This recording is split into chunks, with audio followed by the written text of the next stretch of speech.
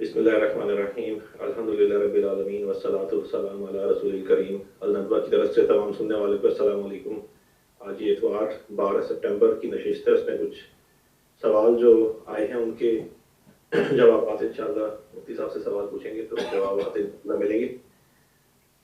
مفتی صاحب، ایک صاحب نے جو سوال کیا ان کا یہ سوال ہے کہ خواص کو کیا لاہ عمل اپنانا چاہیے کہ جس سے عوام میں موجود خود ساختہ مجددین جنہیں عربی تو درکنار اکثر اردو بھی ٹھیک سے نہیں آتی، انہیں مناظرے کی صورت بنائے بغیر ان کی اوقات یاد دلائی جائے، محاسبے پر مجبور کیا جائے۔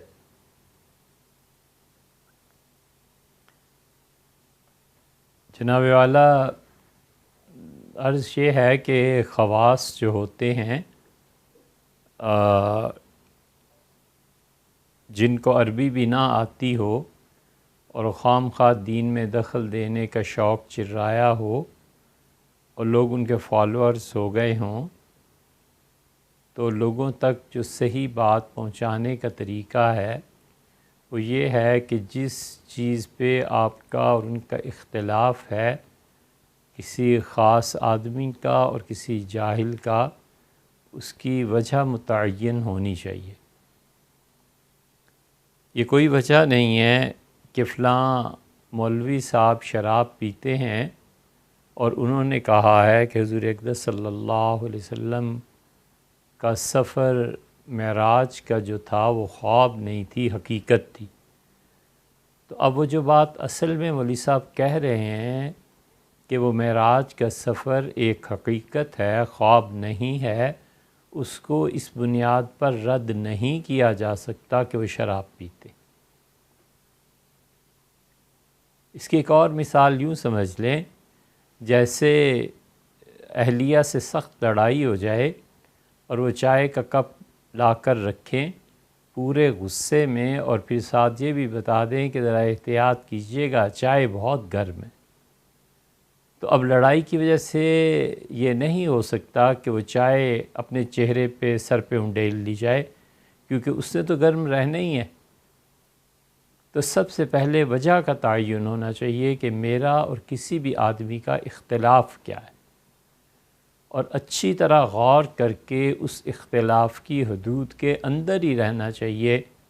وہ اللہ کے یہاں معاملہ حقوق العباد کہا جاتا ہے، اور وہ بہت شدید چیز ہے۔ دین کے معاملے میں کسی سے بھی بحث کرتے ہوئے کسی بھی شخص کی ذاتی زندگی کی طرف ہرگز نہیں جانا چاہیے۔ دور دور تک اس شخص پہ تنقید کا، اس کی شخصیت پر ایک لفظ نہیں بولنا چاہیے۔ اللہ کا خوف چاہیے اور اللہ کے سامنے جواب دہی کا احساس چاہیے کہ اللہ تعالیٰ مجھ سے اس بارے میں پوچھے گا۔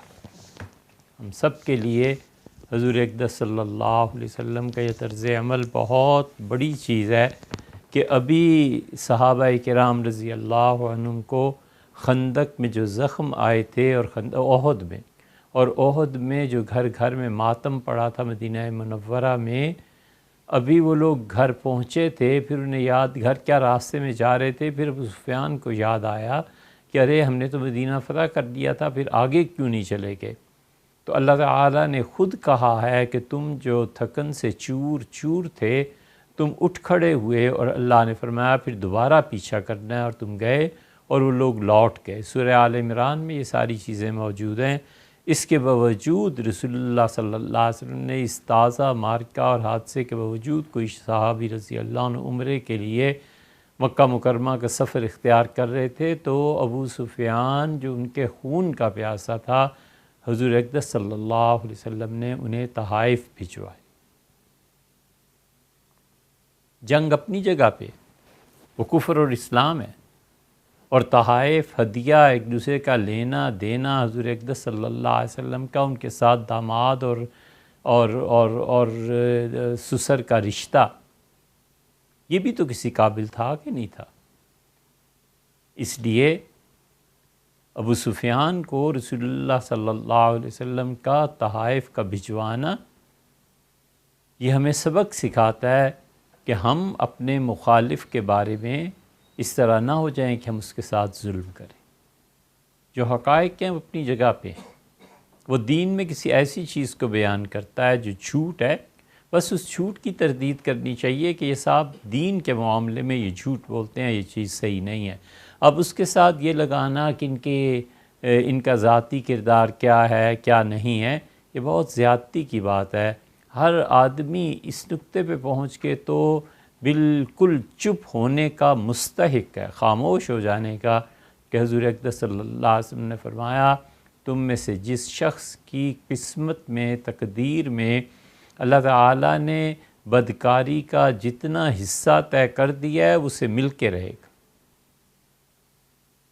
یہ اس موقع پر فرمایا تھا جب جنسی طور پہ ایک واقعہ پیش آ گیا تھا، تو حضور اقدس صلی اللہ علیہ وسلم نے کسی کو جواب دیتے ہوئے یہ فرمایا تھا کہ تقدیر میں جو طے ہو گیا نا بس وہ ہو گیا، ہر شخص کو اتنا حصہ تو چکھنا ہی ہے جتنا اس کی تقدیر میں ہے، اس کا کیا آپ حل کر سکتے ہیں؟ تقدیر بدل دیں گے؟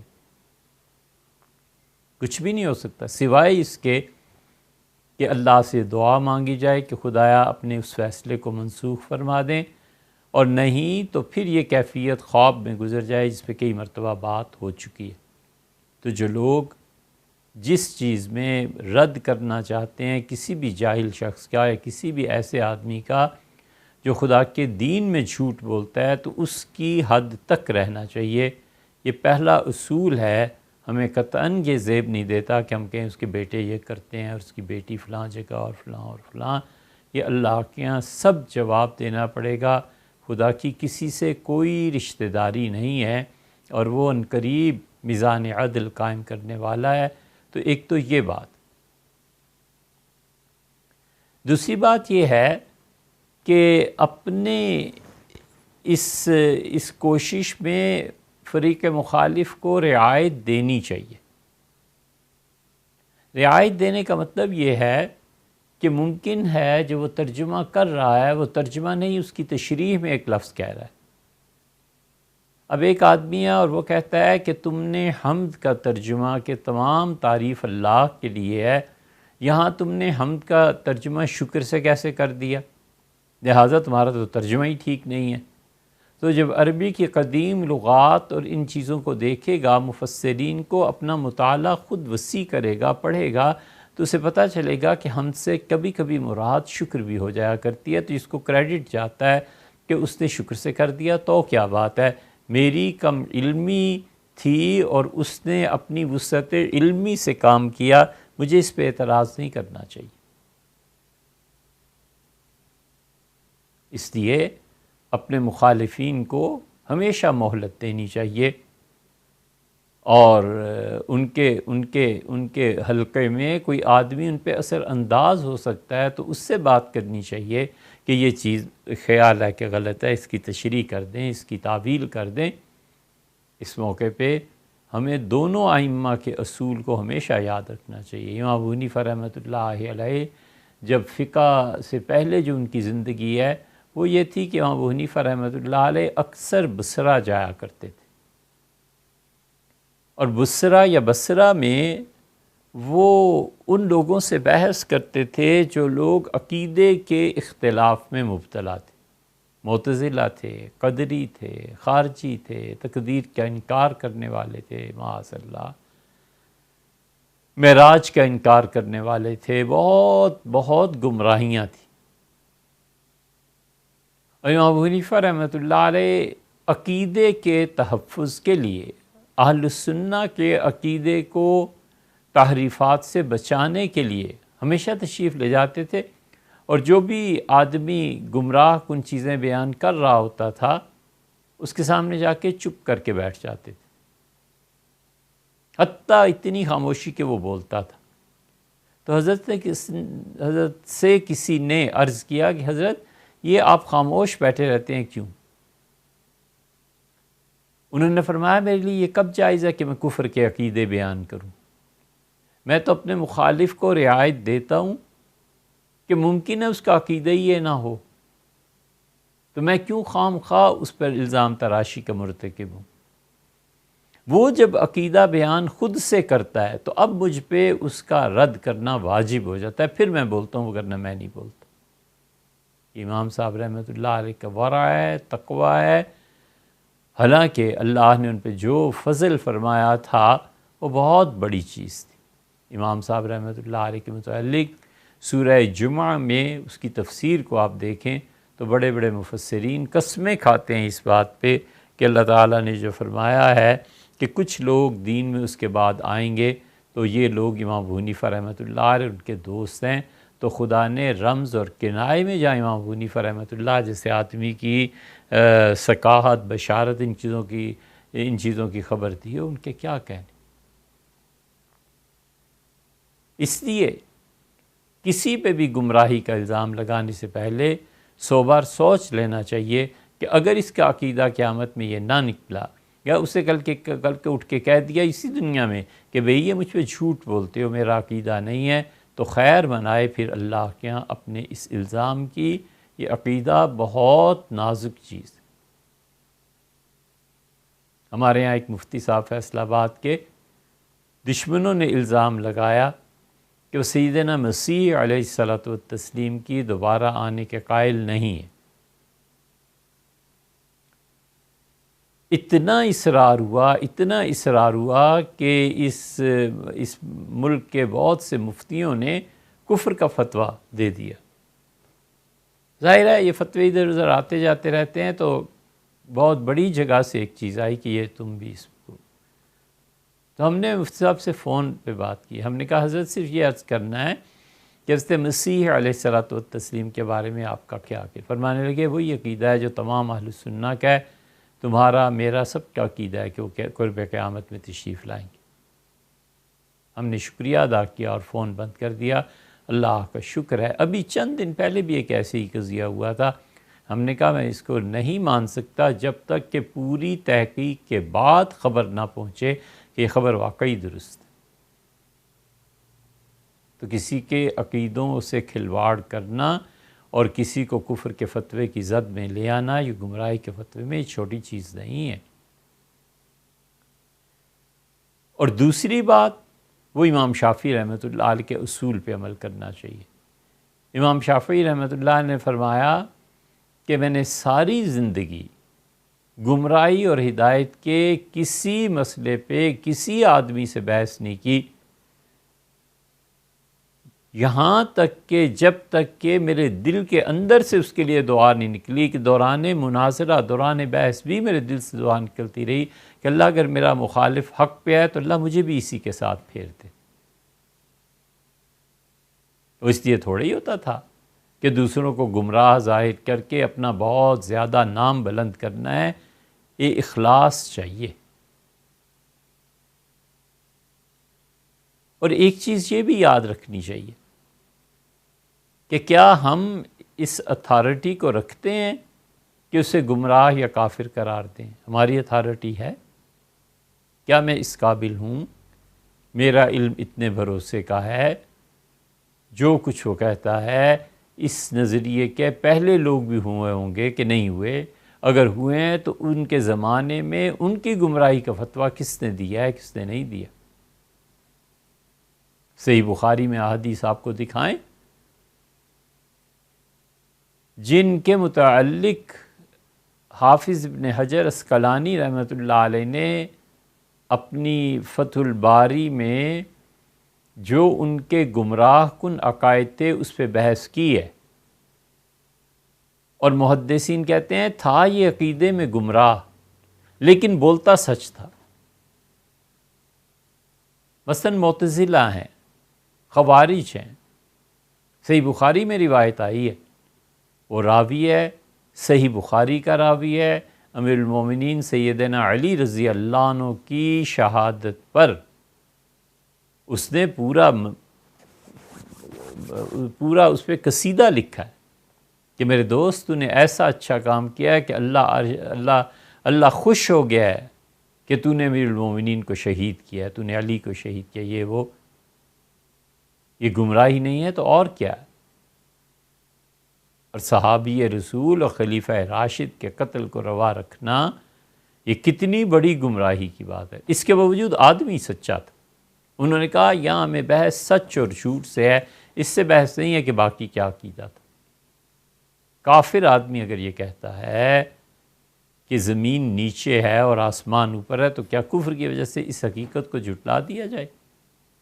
کافر آدمی کہتا ہے کہ دکھ کی کیفیت جب غالب آتی ہے تو آنکھوں سے آنسو ٹپکتے ہیں، اب اس کو کہا جائے کہ نہیں نہیں تو کافر، ابھی کفر کا اس حقیقت سے کیا تعلق ہے کافر اس کا عقیدہ؟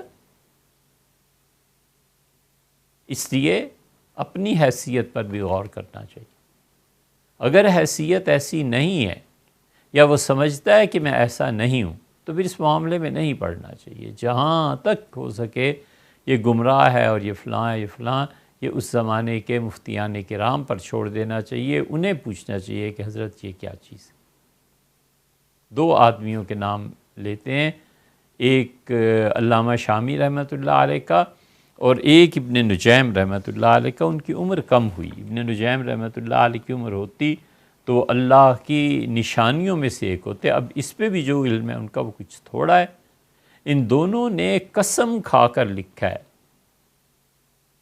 کہ وَلَقَدْ لَزَمْتُ نَفْسِي، میں نے اپنے لیے یہ ضروری قرار دیا ہے کہ مجھے اللہ کی قسم ہے جو میں اپنی زندگی میں کسی کو کافر قرار دوں۔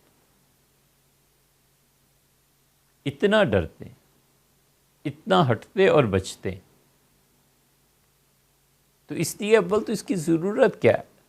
اور فرض کر لیجئے کہ ضرورت ہے، کسی کی گمراہی اتنی بڑھ جائے کہ وہ فرض اور واجب کے درجے میں تردید پہنچ جائے، یاد رکھیے گا، فرض اور واجب کے درجے میں تردید اس کی پہنچ جائے اور عامت المسلمین کو اس سے نقصان ہو رہا ہو، پھر ڈٹ کے کرنی چاہیے، پھر کوئی حرج نہیں ہے، اس لیے کہ وہاں اپنا نفس زائل ہو جانا چاہیے کہ میں کچھ نہیں، میں تو صرف یہ کہہ رہا ہوں کہ یہ جناب والا فلاں نے جھوٹ بولا ہے، اتنی بات ہے، باقی وہ شراب پیتے ہیں کہ تہجد پڑھتے ہیں، یہ میری تحقیق نہیں ہے، مجھے کچھ نہیں چاہیے اس میں سے، مجھے یہ پتہ ہونا چاہیے کہ عقیدہ اور نظریہ غلط ہے یا صحیح۔ اب دیکھتے نہیں، کفر دون کفر، امام بخاری رحمۃ اللہ علیہ باب باندھتے ہیں کہ بڑا کفر اور چھوٹا کفر، بڑی چیز اور چھوٹی چیز۔ مسلم میں نہیں آتا مقدمے میں کہ عبداللہ ابن عباس رضی اللہ عنہ نے ان کے سامنے سیدنا علی رضی اللہ عنہ کے فیصلے لائے گئے، کاغذات رکھے گئے تو پورا اس کا ایک دستہ اٹھا کر ہٹا دیتے تھے، کہتے تھے امیر المومنین ایسا فیصلہ نہیں کر سکتے، یہ امیر المومنین کا کلام نہیں ہو سکتا، یہ وہ کہہ ہی نہیں سکتے۔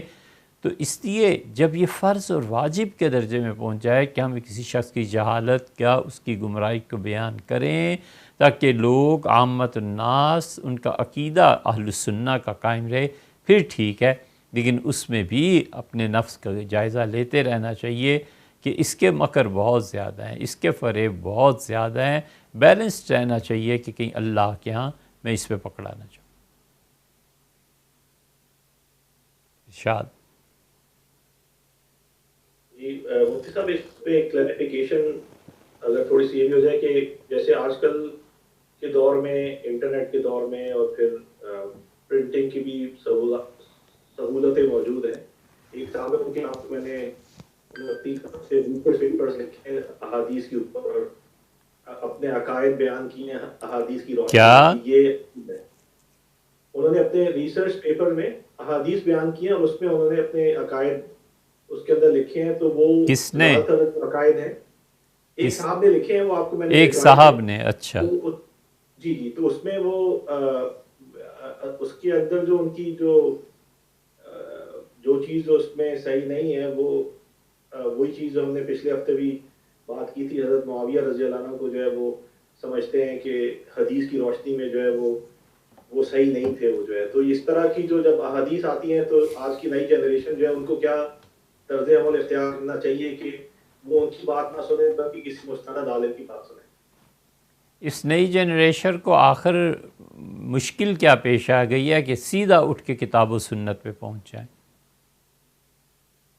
ان میں یہ اہلیت پیدا ہو گئی ہے کہ وہ قرآن پاک کی تفسیر اور حضور اقدس صلی اللہ علیہ وسلم کے ارشادات کو صحیح جگہ پر ڈال سکیں، سمجھ سکیں۔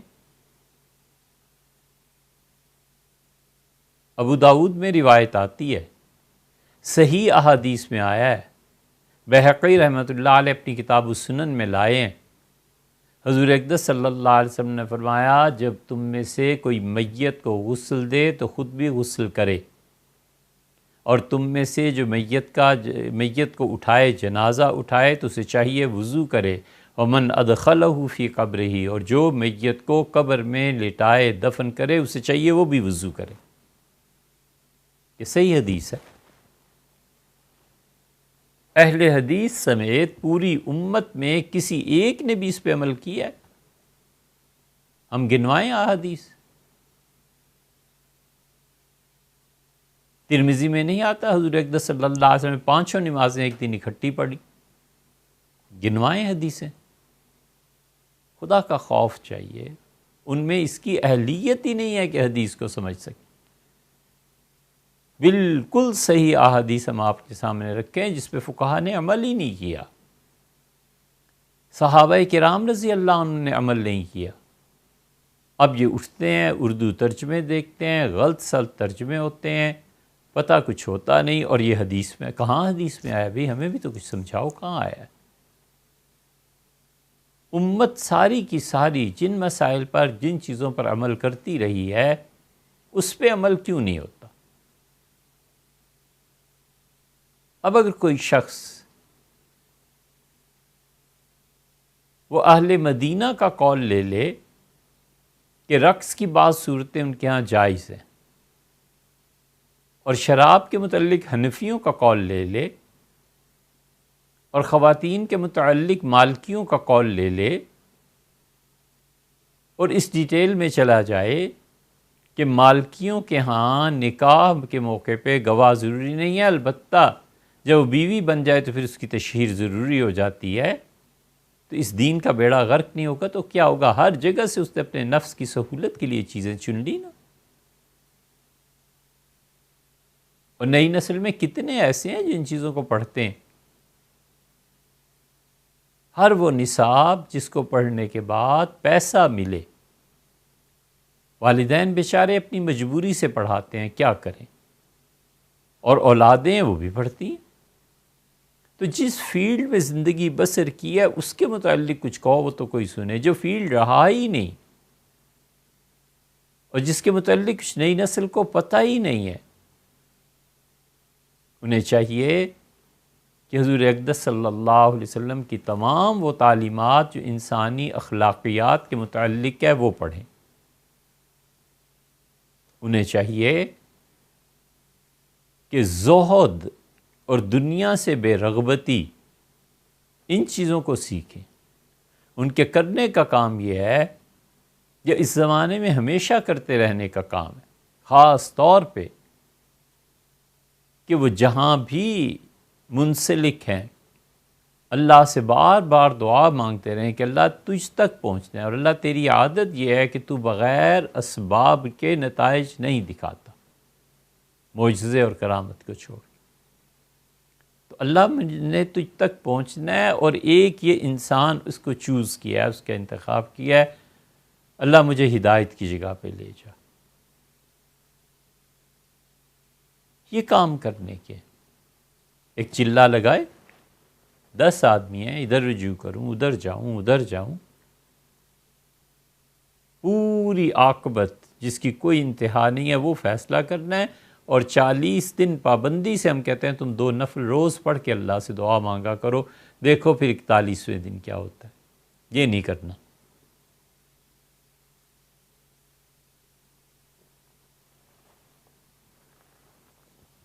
نئی نسل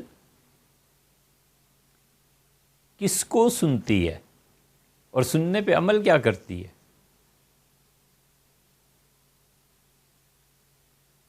ان کی تربیت نہیں ہوئی بھی، تربیت کے محتاج ہیں بیچارے۔ جو مربی ہیں ان کو چاہیے کہ وہ اپنا فریضہ انجام دیں، منع کریں انہیں کہ حدیث کی کتابیں براہ راست مت پڑھو، اساتذہ سے پڑھو اگر تمہیں شوق۔ تم اس زبان کو تو پڑھو، نکالو وقت۔ ٹھیک 1300 سال کا علم ہمارا فارسی میں ہے، فارسی جانتے نہیں، فارسی ختم ہو گئی. غالب اور اقبال کو کون پڑھتا ہے؟ فارسی نہیں آتی. عربی کا تیا پانچا ہو گیا، وہ نہیں آتی.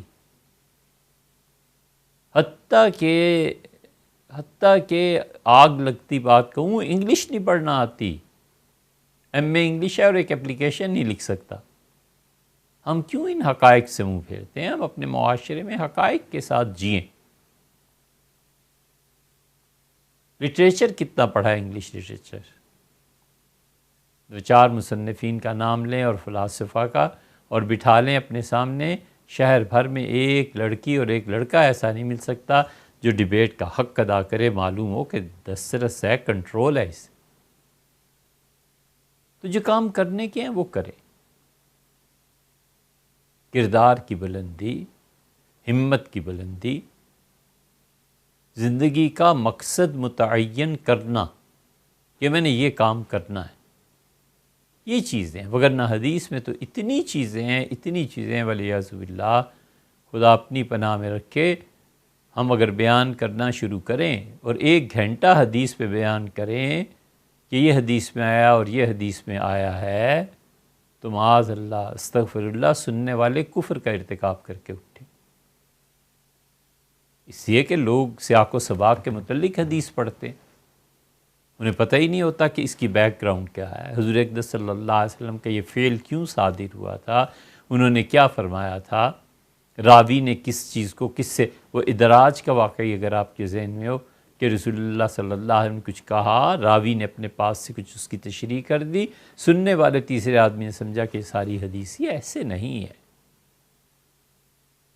نئی نسل کے کرنے کے کام جو ہے نا، وہ جو علامہ کہہ گئے تھے، بس وہ حرف آخر ہے شباب اپنے لہو کی آگ میں چلنے کا نام، سخت کوشی سے ہے تلخ زندگانی انگ بھی. ریسرچ ورک کیوں نہیں کرتے؟ سائنٹیفک ریسرچ پہ کیوں نہیں چلے جاتے؟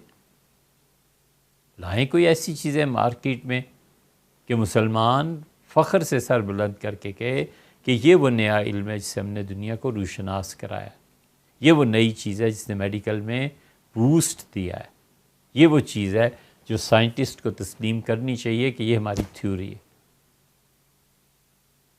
تو یہ ہمارے خلا ہیں، ہمیں ان خلاؤں کو پر کرنا ہے. اور دنیا کا کوئی ملک کوئی مدد نہیں کرے گا کہ مسلمان اپنے ان خلاؤں کو پر کر کے کبھی بھی عروج اور ترقی میں وہاں پہنچے جہاں وہ کسی زمانے میں تھے. کیونکہ اگر ان کے خلا پر ہو جائیں اور یہ وہاں پہنچ جائیں تو پھر انہوں نے ہمارے ساتھ کیا سلوک کرنا ہے. تو اس لیے بھیا جو کام کرنے ہیں منہ لگ کے پہلے وہ کرے، اللہ سے مانگے، اور اللہ تعالیٰ کہیں بھی بھیج دے ولیعذ باللہ. حتیٰ کہ کوئی گمراہ بھی ہو نا، اگر بندے کی نیت صاف ہے، اللہ سے مانگنا صاف ہے، خدا اس گمراہی سے اسے کسی نہ کسی وقت نکال دے گا. ہمارے حضرت مولانا میاں صاحب رحمۃ اللہ علیہ بارہا فرماتے تھے، اور بارہا حضرت سے سنا کہ مخلص آدمی، صحیح نیت والا آدمی، فرمایا کہ سمندر میں طوفان آ جائے اور کشتی کو ہچکولے لگیں تو بھی اللہ اسے بچا لیتا ہے، اور بدنیت آدمی ساحل پہ کھڑا ہوا ہو تو بھی ڈوب جاتا ہے.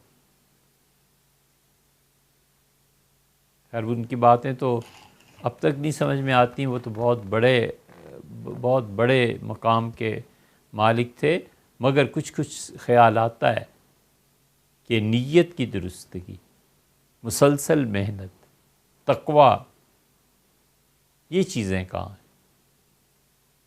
تو اس لیے جو کام کرنے کے ہیں وہ کرنے چاہیے.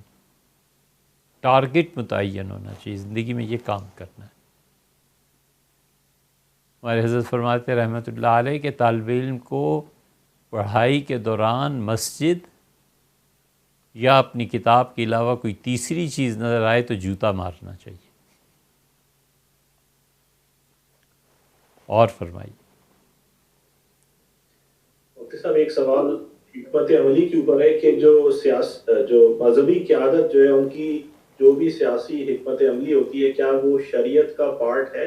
مثال کے طور پہ جس طرح حضرت سید احمد شہید رحمۃ اللہ علیہ ان کی ایک حکمت عملی تھی، یا شیخ الہند رحمۃ اللہ علیہ کی جو حکمت عملی تھی، یہ سیاسی ان کا جو ان کی سائڈ تھی، ان کی شخصیت کی، یہ شریعت کا پارٹ ہوتا ہے. شریعت کا پارٹ صرف جو کتاب و سنت کے اندر جو چیزیں آئی ہیں وہ صرف شریعت اور حکمت عملی شریعت پہ نہیں آتی. ہم آپ کے پچھلے سوال میں کچھ حصہ چھوڑ گئے اس کے جواب کا، پہلے وہ بات کرتے ہیں پھر اس سوال پہ آ جاتے ہیں. آپ نے اس سے معاویہ رضی اللہ عنہ کا ذکر کیا تھا. جی دیکھیے سیدنا معاویہ رضی اللہ عنہ کی بحث کوئی آج سے شروع نہیں ہوئی. امت جب چند ایک چیزیں طے کر چکی ہے، بڑے بڑے لوگ طے کر چکے ہیں، تو اب اس کو بار بار چھیڑنے کا آخر فائدہ کیا ہے؟ ایک مرتبہ طے ہو گیا کہ اہل السنہ کے نزدیک حضرت معاویہ رضی اللہ عنہ کی دو حیثیتیں ہیں. اہل السنہ میں سے کوئی اس بات کا قائل نہیں ہے کہ حضرت معاویہ رضی اللہ عنہ سیدنا علی رضی اللہ عنہ کے خلاف جنگ کر کے، بغاوت کر کے کہیں کافر ہو گئے. والعیاذ باللہ امت میں کوئی اس کو نہیں مانتا، اہل السنہ میں سے کوئی اس کا قائل نہیں، ایک آدمی قائل نہیں. جب پوری امت 1300-1400 سال سے ایک عقیدے پہ جم گئی ہے، تو اب اس کو پھر کہنا کہ وہ کافر تھے، ظالم تھے، یہ تھا وہ تھا،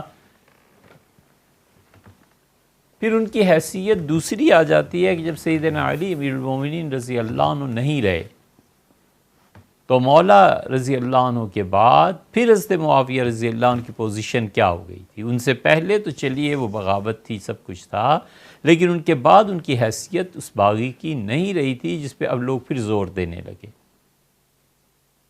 وہ متفقہ خلیفہ قرار پائے. خلیفہ راشد ہم انہیں نہیں کہتے اہل سنہ، امیر کہتے ہیں. اور اس کی پوری سیاسی بحث ہے کہ خلیفہ راشد کا ان پر کیوں اطلاق نہیں کیا جاتا. ایک ایکسٹریمسٹ گروہ ایسا ہے جو انہیں کہتا ہے وہ خلیفہ راشد تھے. ہم لوگوں نے، اہل سنہ نے انہیں خلیفہ راشد نہیں مانا. خلافت راشدہ کو کہتے ہیں سیدنا حسن ابن علی رضی اللہ عنہ پہ ختم ہو گئی. بس یہ سیدھا سادہ نکھرا ہوا عقیدہ ہے. شاہ ولی اللہ رحمۃ اللہ علیہ سے لے کے پیچھے تک سب یہی لکھتے ہیں. یہ عقائد کے جو اختلاف کی بحث ہے، ہم ایک اصولی بات عرض کریں کہ یہ اختلافات جو لوگ بیان کرتے ہیں، یہ عقیدے اب طے کرنے ہیں یا امت پیچھے طے کر آئی تھی؟ دیوبند، بریلی، ندوہ، یہ جتنے دین کے مراکز تھے، ان کے بڑے بڑے لوگ اس بحث میں پڑے ہوئے ہیں. اے حضرت، آپ تو سارے کے سارے 1800 کے بعد کے ہیں نا. 1850 کے بعد کبھی کہیں تو بالکل ٹھیک ہوگا. ان سے پہلے بھی مسلمان بر صغیر میں تھے یا نہیں تھے؟ کوئی عقیدہ ان کا تھا یا نہیں تھا؟ وہ عقائد جن پہ شاہ ولی اللہ صاحب رحمۃ اللہ علیہ تک اور شاہ عبدالعزیز صاحب رحمۃ اللہ علیہ تک لوگ عمل کرتے رہے ہیں، سیدھی سادی بات ہے کہ ان عقائد کو اپنا لیا جائے. اور ان کے زمانے میں جو کچھ تھا، اگر بعد کے لوگوں نے اصرار کر کے اس چیز کو جو پہلے مستحب کے درجے میں گویا تھی اب فرض واجب قرار دے دیا ہے، تو دوسرے ایک فریق ایسا ہے جو کہتا ہے یار اسے فرض واجب نہ کہو، کہ مستحب کے درجے میں ہی رہنے دو، نہ گمراہی کو پھیلاؤ. ایک مستحب کو فرض کے درجے میں لے جانا یہ دین میں تبدیلی کرنا ہے. تو ان کا عقیدہ کوئی ہوگا نا حضرت معاویہ رضی اللہ عنہ کے بارے میں، بس چپ کر کے اس عقیدے پہ قائم رہیے اور سارے مسائل نپٹا لیے ہیں. کہ ان مسائل کو چھیڑیں جن پہ امت نے 1200-1300 سال گزار دیے. ان میں کوئی ایسا نہیں ہوگا جسے خدا کا خوف ہو، آخرت کا خوف ہو، اللہ کے یہاں جواب دہی کا خوف ہو، عقیدے میں گڑبڑ ہو جانے کی وجہ سے گمراہی کے فتوے سے ڈر لگتا ہو. کوئی لوگ رہے یا نہیں رہے؟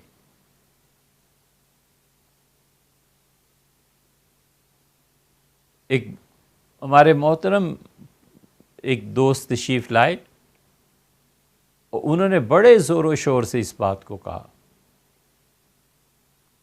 کہ حضرت رسالت پناہ صلی اللہ علیہ وسلم جسمانی طور پہ نور تھے، بشر نہیں تھے. ہم نے کہا اچھا صاحب، آگے تو جھگڑنے، انہوں نے کہا نہیں نہیں اس عقیدے کو تم کہو۔ میں نے کہا حضرت والا عقیدے کو ہم نہیں طے کرنا ہے، پچھلے نہیں طے کر کے گئے، کچھ بھی تو کرتی جھک مارتی رہی امت۔ فتاوی علمگیری عقیدے کا باب اور 2-4 کتابیں ایسی، میں نے یہ دیکھیے انہوں نے لکھا اگر کوئی شخص کہتا ہے کہ مجھے نہیں معلوم کہ حضور اقدس صلی اللہ علیہ وسلم بشر تھے یا جن تھے یا فرشتہ تھے، تو یوں کہنے میں وہ کفر کا ارتکاب کرتا ہے، کیونکہ اللہ تعالیٰ نے قرآن کریم میں حضرت رسالت پناہ صلی اللہ علیہ وسلم کو بشر کہا ہے۔ یہ عبارت اب بھی عالمگیری میں لکھی ہے۔ تو میں نے کہا حضرت انہوں نے کئی نور بشر کا ذکر چھیڑا ہے، انہوں نے سیدھی سادی عقیدے کی بات لکھی ہے کہ بشر تھے، اور ہمیں چاہیے ان کی محبت میں فرض بنتا ہے کہ سید البشر تھے، سید الکونین تھے، عرب و عجم حضور اقدس صلی اللہ علیہ وسلم کے چوکھٹ پہ اللہ نے سب کو جھکا دیا کہ یہ دین ہے جو یہ لے کے آئے ہیں، صلوات اللہ علیہ مجمعین۔ یہ ایک مثال دے رہے ہیں۔ اب جو ایک دوسرے کا سر پھٹول کرنا ہے اور ایک دوسرے کو مارنا ہے کہ نہیں نور تھے بشر تھے، کس چکر میں پڑ گئے، اب چپ ہو گئے۔ ابن نجیم رحمۃ اللہ علیہ کی بھی عبارت دکھائی کہ دیکھیں یہ کیا لکھا ہے۔ ان لوگوں کو عقیدے کی ہم سے زیادہ فکر تھی۔ حضرت معاویہ رضی اللہ عنہ کے متعلق ایک چیز تو یہ ہے کہ سیدنا علی رضی اللہ عنہ کی حیات طیبہ میں کیا تھے۔ یقیناً ہمارا قطعی اور پکا عقیدہ ہے کہ امیر المومنین رضی اللہ عنہ کے خلاف جتنے لوگ اٹھے ہیں، سیدنا طلحہ ہیں، زبیر ہیں، عائشہ ہیں رضی اللہ تعالیٰ عنہ، یہ سب کے سب اجتہادی طور پہ خطا ہو گئی، اور ان سب کے مقابلے میں سیدنا علی رضی اللہ عنہ حق پہ تھے۔ پھر امیر المومنین رضی اللہ عنہ کا انتقال ہو گیا تو وہ خلافت راشدہ تو نہ صحیح لیکن امارت تو آئی۔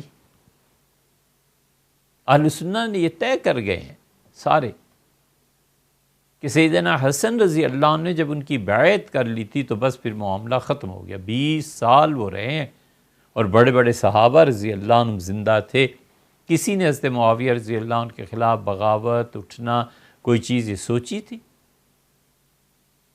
کوئی حدیث حضرت معاویہ رضی اللہ عنہ تک نہیں پہنچی تو صحابی رضی اللہ عنہ جن کے پاس وہ حدیث تھی اٹھے اور حضرت معاویہ رضی اللہ عنہ پہ شدید تنقید کی اور کہا میں تمہارے شہر میں نہیں رہتا، اور چلے گئے، چھوڑ کے چلے گئے۔ لیکن کوئی کفر اسلام کا مسئلہ تھوڑا ہی تھا۔ پھر تیسری حیثیت ان کی آ جاتی ہے، ایک جب وہ مولا علی رضی اللہ عنہ کے مقابلے میں، ایک وہ ان کے بعد کی حیثیت، تیسری چیز جو ان کی پوزیشن تھی جنگوں میں، ان میں کیا ان کی اجتہادی خطا تھی؟ ان کی صحابیت کے شرف کے پیش نظر ایک، اور دوسرے لوگوں کی زبانیں نہ کھل جائیں کہ حضرت معاویہ رضی اللہ عنہ کو آج کہہ رہے ہیں، آگے اٹھیں گے تو پھر طلحہ رضی اللہ عنہ کو کچھ کہیں گے، پھر زبیر رضی اللہ عنہ کو، پھر ام المومنین عائشہ رضی اللہ عنہ کو، پھر ادھر مغیرہ بن شعبہ کو، عمر بن العاص وغیرہ وغیرہ سارے صحابہ رضی اللہ عنہ پہ تنقید شروع کر دیں گے۔ انہوں نے ان کی خطا کو اجتہادی خطا کہا، لکھا کتابوں میں ابھی تک محفوظ ہے۔ اور چوتھی بات یہ ہے کہ حضرت معاویہ رضی اللہ عنہ کو بعض بڑے بڑے اکابر احناف نے یہ لکھا ہے کہ یہ غلطی ان کی غلطی تھی اور کوئی اجتہاد کی خطا نہیں تھی۔ وہ کہتے ہیں تم مجتہد مانتے ہو، ہم نہیں مانتے کہ مجتہد، یہ انہوں نے غلطی کیا ہے سیدنا علی رضی اللہ عنہ کے خلاف اٹھ کے۔ اب انہیں کون اہل السنہ سے نکالے؟ پھر ہم بتائیں کس کس نے یہ موقف اختیار کیا اور لکھا ہے۔ بخاری کے شارح ہیں، ہدایہ کے شارح ہیں، اور اس شخص پہ اللہ نے علوم کے سمندر بہا دیے اس شخص کے لیے۔ علامہ بدر الدین عینی رحمۃ اللہ علیہ، بدر الدین عینی رحمۃ اللہ علیہ جو تھے حافظ ابن حجر رحمۃ اللہ علیہ کے ہم اثر تھے، اور انہوں نے صاف لکھا ہے کہ ہم حضرت معاویہ رضی اللہ عنہ کے مجتہد ہونے کے قائل نہیں ہیں؟ اور کیا کسی اجتہاد کی تم بات کرتے ہو؟ اب یہ بخاری کی شرح پڑھی ہو تو پھر پتہ چلے نا. اور پھر انہوں نے صاف لکھا ہے کہ ایسے نہیں ہے کہ وہ مجتہد تھے. اور بہت سے لوگ اس کے قائل تھے، بہت سے لوگ. تو یہ سب چیزیں جو امت طے کر گئی ہے اب نہ چھیڑی جائے. بس وہ طے کر گئے، لکھ گئے. وہ ہم سے زیادہ اللہ کے قریب تھے، ہم سے زیادہ خدا سے ڈرنے والے تھے، ہم سے زیادہ علم والے تھے. کیا کیا عرض کریں. 25 کے قریب ایک مرتبہ صاحبزادے اور علماء اور یہ اور وہ سارے تشریف لائے کہ تمہارا موقف سنا ہے اور تم حضرت علی رضی اللہ عنہ کو تو تمہارا جھکاؤ، تم شیعہ ہو گئے اور یہ ہو گیا وہ ہو گیا. میں نے کہا کوئی ایک نام لو یار جس پہ ہم متفق ہو جائیں.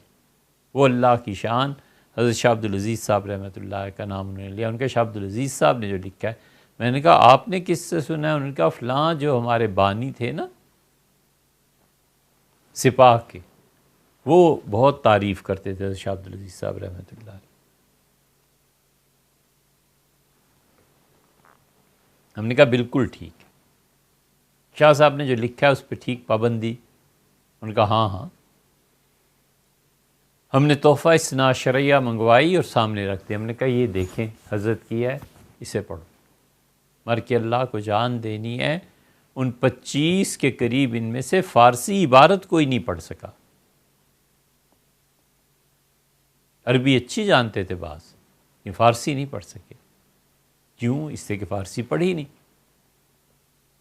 تو علمی قابلیت کا تو یہ حال ہے. اور چلے ہیں سیدنا علی رضی اللہ عنہ تعالی. ہم نے پھر عبارتیں دکھائی. ہم نے کہا یہ دیکھو شاہ عبدالعزیز صاحب رحمۃ اللہ نے کیا لکھا ہے، یہ دیکھو حضرت نے کیا لکھا ہے، یہ دیکھو. بالکل چپ کر کے ایک ایک کر کے کھسک گئے، سب اٹھ کے چلے. تو جو چیزیں امت طے کر چکی ہے آپ نہ چھیڑیں اس سے، نہ آئیں اس میں. حضرت معاویہ رضی اللہ عنہ کے متعلق طے شدہ بات ہو گئی کہ انہوں نے اجتہاد کیا، ان کا اجتہاد ثواب پر مبنی نہیں تھا. بس اس سلسلے میں بالکل کھرا عقیدہ، بالکل صاف ستھرا عقیدہ. ہم نے جن بزرگوں کی زیارت کیا ان میں قاضی مظہر حسین صاحب رحمۃ اللہ کے چکوال والے، انہوں نے بالکل جو عبارت عقیدے میں لکھی صاف صاف اہل السنہ کی عبارت لکھی حضرت رحمۃ اللہ علیہ. ہمارے اساتذہ بڑے صاف تھے. مولانا عبدالرشید صاحب نعمانی رحمۃ اللہ نے لکھا. اور اس کے بالکل دوسری طرف ناسبیت آ جاتی ہے. سیدنا علی رضی اللہ عنہ معاذ اللہ استغفر اللہ، ان کے متعلق نازیبا کلمات کہنا، حسین ابن علی رضی اللہ عنہ کی قیادت کو کربلا میں جو کچھ ہوا ہے اس واقعے کو گمراہی قرار دینا. پھر یہی آگے چلتا ہے تنصیب اور نسب اور ناسبی. پھر سیدنا طلحہ اور زبیر رضی اللہ عنہ وغیرہ کے متعلق. اور پھر آگے چلتے ہیں تو حضرت عائشہ ام المومنین رضی اللہ عنہ کی عمر زیر بحث آتی ہے. وہ کہتے ہیں جی نکاح کے وقت ان کی عمر 28 برس تھی. اور صحیح بخاری کی روایات وہ کہتے ہیں ایسے ہی ہے، بخاری ایسے اور ایسے. اور یہیں سے پھر حدیث کے انکار کی راہ پھوٹتی ہے کہ بخاری میں یہ حدیث غلط ہے، بخاری میں یہ حدیث غلط ہے. ہمارے ہاں لائبریری میں ہم ترکی سے لائے تھے ایک نسخہ. مصنف نے 400 غلطیاں امام بخاری رحمۃ اللہ علیہ کی نکالی ہیں. اس کتاب میں 400 غلطی ہیں.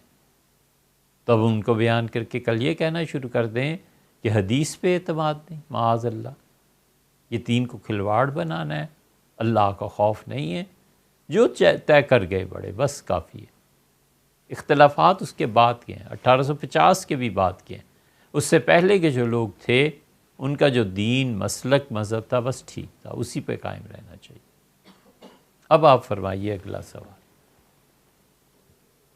جی مفتی صاحب، سوال حکمت عملی کے اوپر جو سوال تھا کہ جو سیاسی قیادت کی جو حکمت عملی ہوتی ہے یا ان کی رہنمائی ہوتی ہے، کیا وہ شریعت کا پارٹ ہوتی ہے نہیں ہوتی؟ جیسے مثال کے طور پہ حضرت سید احمد شہید رحمۃ اللہ علیہ ہیں، یا پھر اس کے بعد شیخ الہند رحمۃ اللہ علیہ کی جو جتنی بھی جدوجہد جو سیاسی سائڈ کی ہے، وہ شریعت کا پارٹ ہے یا شریعت کا پارٹ صرف قرآن و سنت اور مسائل ہے؟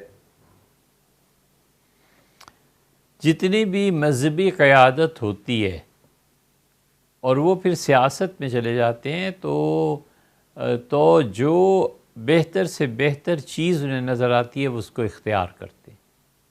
وہ مسلمانوں کے خیر خواہ ہوتے ہیں، وہ امت کے خیر خواہ ہوتے ہیں، وہ اپنے اپنے ممالک میں جس طرح سیاست کو ہونا چاہیے اس کے لیے وہ اپنی بہترین صلاحیتوں کا استعمال کرتے ہیں، اور اس میں ہم یہ کہہ دیں کہ ان سے خطا ہی نہیں ہوگی، یہ غلط بات۔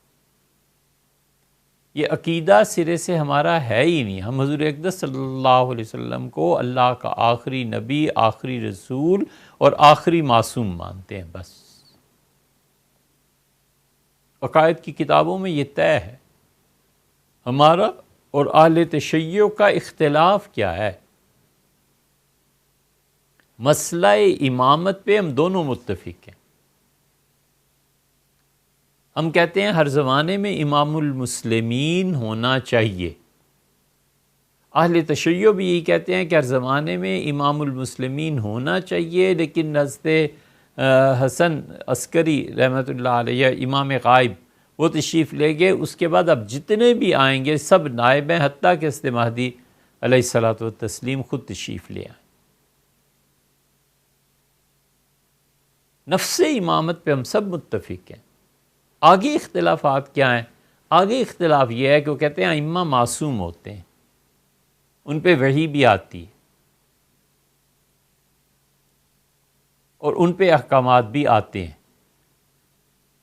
یہیں پہنچ کے پھر بات بنتی ہے کہ ہمارے نزدیک ائمہ معصوم نہیں ہوتے اور ان پہ وحی نہیں آتی۔ یا تو ہم یہ کہیں کہ اس قسم کی جو روایات پائی جاتی ہیں وہ ضعیف ہیں، ضعیف روایتیں وہاں بھی ہیں تو یہاں بھی ہیں، اور یا پھر دوسری راہ ہے کہ حضرت صاحب رسالت صلی اللہ علیہ وسلم کے بعد اگر کوئی آدمی کسی کو بھی یہ سمجھتا ہے کہ اس پہ وحی آتی ہے اور وہ شریعت کو منسوخ بھی کر سکتا ہے، یا اس کو غیب کا علم ہے، یا اس سے ہر ہفتے میں معراج ہوتی ہے وغیرہ وغیرہ، تو یہ سب گمراہی کی باتیں۔ تو اس لیے سیاسی حضرات جو رائے دیتے ہیں وہ کوئی حکم قطعی نہیں بن جاتا۔ امیر المومنین سیدنا عمر رضی اللہ عنہ نے ایک بات پہ ارشاد فرمایا، ان کا آخری خطبہ جو وفات سے پہلے دیا تھا وہ غضب کی چیز ہے، وہ قیامت ڈھا دینے والی چیز ہے، وہ اصول ہیں سیاسیات کی۔ کمال کیا، فرمایا میرے دور میں نے شام میں پہلے سے حکمرانی گورنر چلے آتے تھے یزید بن ابو سفیان رضی اللہ عنہ،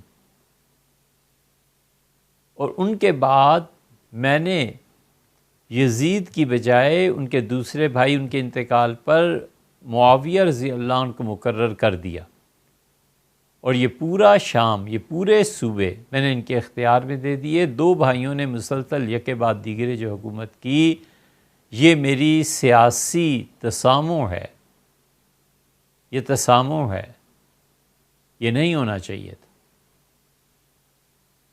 اسی قسم کے جملے سیدنا ابوبکر رضی اللہ عنہ کی زندگی میں ملتے ہیں، اور یہی بنیاد ہے اس کی کہ حضور اقدس صلی اللہ علیہ وسلم کے بعد اجتہادی طور پہ خطا کسی سے بھی ہو سکتی ہے، لیکن اس کا مطلب یہ نہیں ہے کہ ان کی عزت، ان کا احترام اس میں کمی ہو جائے، اور ہمارے لیے یہ جائز ہو جائے کہ ہم صحابہ کرام رضی اللہ عنہ پہ زبان دراز کریں اور بغیر سوچے سمجھے اس طرح ان کی وہ غلطیاں اچھالنے لگیں جو انہوں نے در حقیقت دین کے لیے کی تھیں، اور جو انہوں نے اپنی صحیح نیت کے مطابق اللہ کے ہاں سے ثواب حاصل کرنے کو کی تھی۔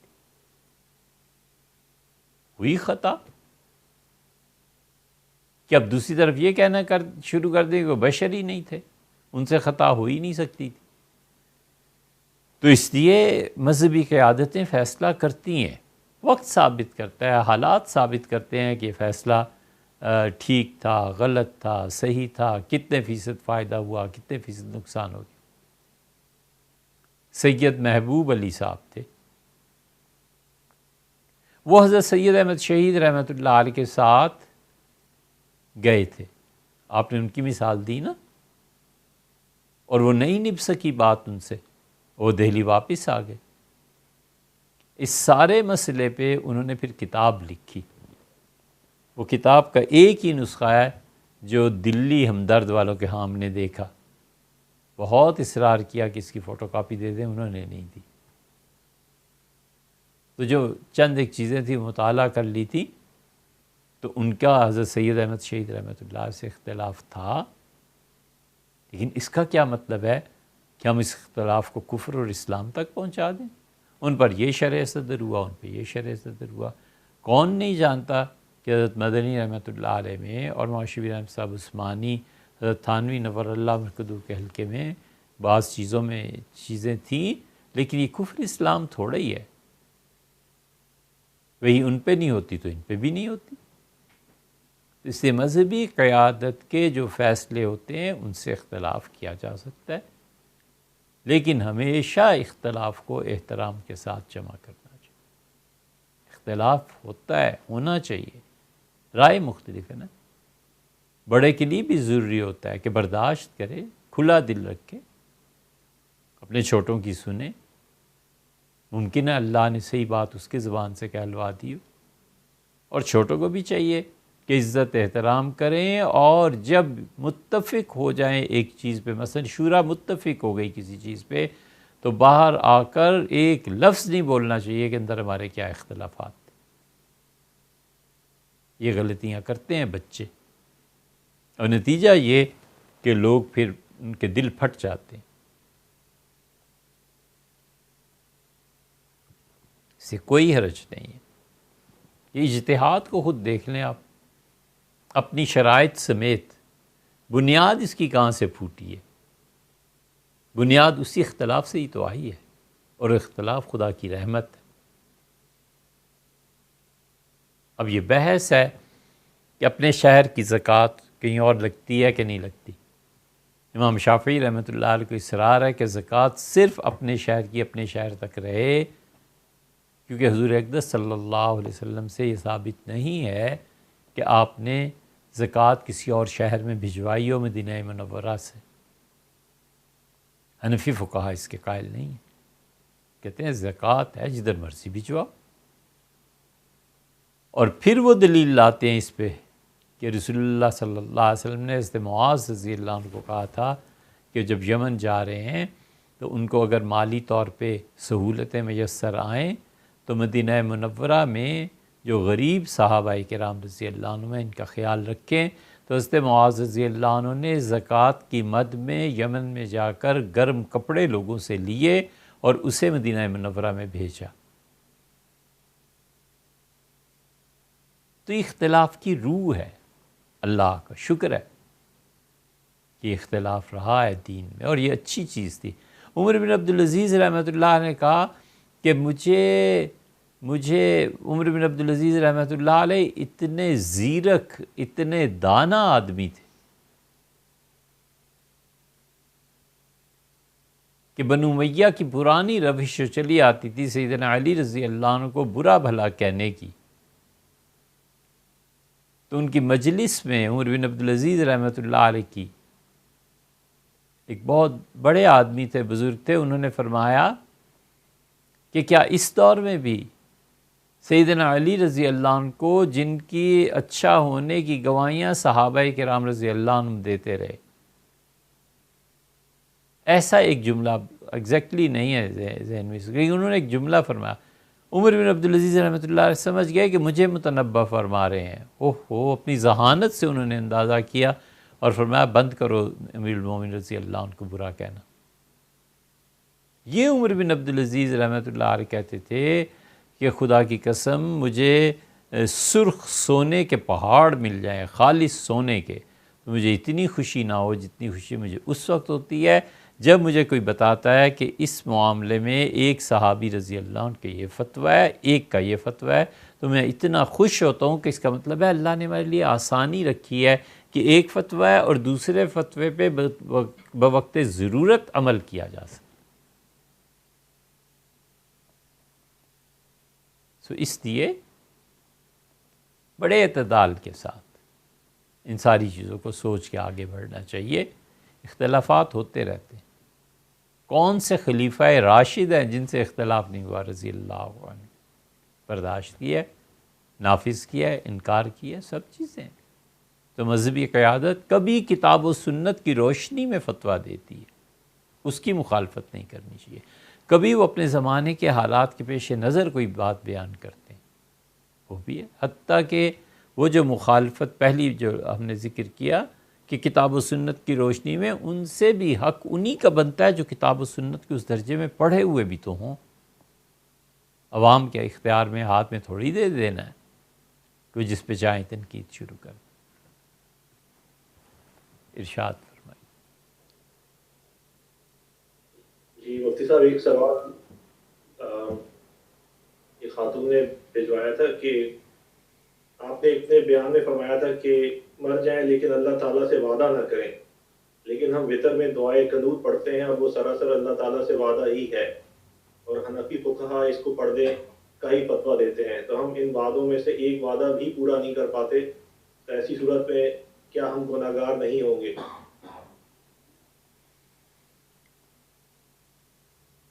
دعائے قنوت میں اور جو کہا گیا ہے اس میں فرق ہے۔ دعائے قنوت میں کون سا لفظ ایسا ہے جس میں ہو کہ اللہ میں اس چیز کا وعدہ کرتا ہوں؟ وہ تو آدمی اللہ کی حمد و ثنا کرتا ہے کہ اللہ یہ چیزیں میری زندگی میں ہیں۔ مثلا وہ کہتا ہے وَنَخْلَعُ وَنَتْرُكُ مَن يَفْجُرُكَ، اور اللہ میں اس شخص سے بیزار ہوا اور میں اسے چھوڑتا ہوں جو تیری نافرمانی پہ کمر باندھ لیتا ہے۔ تو اب عملاً تو ایسے نہیں ہوتا، تو اس لیے جب اس پہ غور کرتا ہے تو متقی آدمی پھر وہ ڈرتا ہے کہ میں اللہ کو جو کچھ کہہ رہا ہوں اسے پورا کرنے کی کوشش کروں، لیکن کوئی وعدہ تو اس نے نہیں کر لیا کہ میں کسی فاسق و فاجر سے ملوں گا ہی نہیں۔ اگر یوں اس کو سمجھ لیا جائے تو پھر مذہب کی روشنی میں انسانی زندگی اور آپس میں ایک دوسرے سے رابطے کا نظام ہی قائم نہیں ہوتا۔ وہ تو التجا کرتا ہے کہ میں آپ ہی سے مدد مانگتا ہوں اور آپ ہی سے گناہوں کی معافی کی درخواست کرتا رہتا ہوں اور آپ پہ ایمان لایا ہوں اور آپ پہ بھروسہ کرتا ہوں۔ وہ اللہ کی جو توفیق ملی ہے اسے بیان کرتا ہے، یہ ہے۔ اور وعدہ کر لینا کہ پروردگار میں وعدہ کرتا ہوں کہ فلاں کام نہیں کروں گا، صراحتاً یہ الفاظ ہیں، کبھی نہیں کرنے چاہیے۔ بالکل ہم اب بھی اسی کے مر جائے پر خدا سے ولیعوذ باللہ وعدہ نہ کرے، وجہ اس کی یہ ہے کہ دو چیزیں پھر پیش آتی ہیں، پھر اللہ ان چیزوں کو سامنے لے آتا ہے کہ جانچ ہوتی ہے، آزمائش ہوتی ہے۔ سورہ آل عمران نہیں دیکھتے؟ اللہ تعالیٰ نے فرمایا اس سے پہلے تم موت کی تمنا کرتے تھے، ہم لے آئے موت کی حالت، اور تم نے دیکھ لی اپنی آنکھوں سے موت کو۔ جو شخص اللہ سے کوئی وعدہ کرتا ہے خدا اس کو پھر آزماتا بھی ہے۔ اسی لیے اللہ تعالیٰ نے اس طرح پارے میں فرمایا کہ کیا بس اتنا کہہ دینا کافی ہے کہ میں مسلمان ہوں؟ ہم ضرور انہیں آزمائیں گے، ایک چیز، اور دوسرے پھر اس آزمائش میں جو ناکامی ہوتی ہے اللہ تعالیٰ معاف فرما دیں، یہ ان کی مہربانی، ان کی رحمت، ان کا اختیار، انہی کی حمد و ثنا ہے، اور نہ فرمائیں تو پھر نسلیں گمراہ ہو جاتی ہیں۔ اللہ تعالیٰ نے عیسائیوں کے متعلق کیا فرمایا؟ اللہ نے کہا اور رہبانیت کی ابتدا انہوں نے خود کی تھی، ہم نے طے نہیں کیا تھا ان کے لیے۔ صاف بتا دیا کہ دنیا چھوڑ کر جنگلوں میں نکل جانا ان عیسائیوں نے خود اس دین اپنے دین میں ایجاد کر لیا تھا، ہم نے ان پہ ضروری قرار نہیں دیا تھا۔ اب جو چیز انہوں نے اختیار کی تھی اللہ کی خوشی کے لیے، اللہ تعالیٰ نے یہ نہیں فرمایا وہاں پر کہ یہ چیز غلط کر لی تھی، کچھ کی تھی۔ اللہ نے کہا پھر اس کا حق کیوں نہیں ادا کیا؟ جب تم نے کہہ دیا تھا کہ دنیا کی لذات سے منتفع نہیں ہوں گے، اچھا کھانا نہیں کھائیں گے، اللہ تیرے لیے شادیاں نہیں کریں گے، اے پروردگار ہم ساری زندگی ایسے ہی کنوار پن میں گزاریں گے، اللہ تعالیٰ نے اس پہ ارشاد فرمایا کہ نبھا نہیں سکے جو وعدہ ہم سے کیا تھا۔ اللہ سے کیے ہوئے وعدوں کا نبھانا یہ انسان کے لیے ممکن نہیں ہوتا، اس لیے بچے اس سے، اپنی عاجزی کو پیش نظر رکھے اور معافی مانگتا رہے، بس وعدہ نہ کرے۔ یہ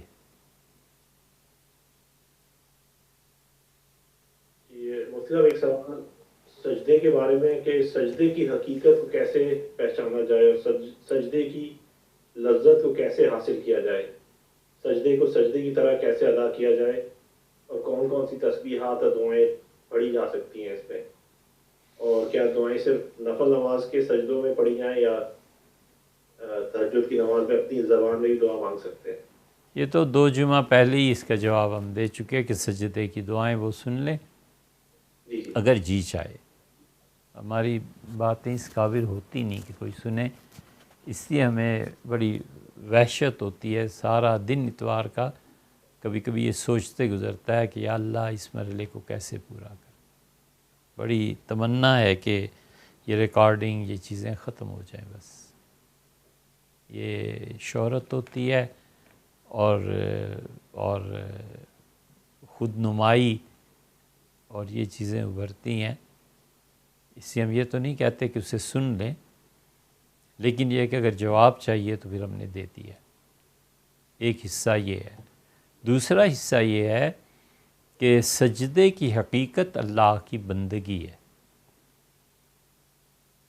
بس سب سے زیادہ بے بسی کی حالت اور سب سے زیادہ آسان کسی کا قتل سجدے ہی کی حالت میں ہوتا ہے۔ گردن پہ پاؤں رکھ دے پھر کوئی کیا کر لے گا؟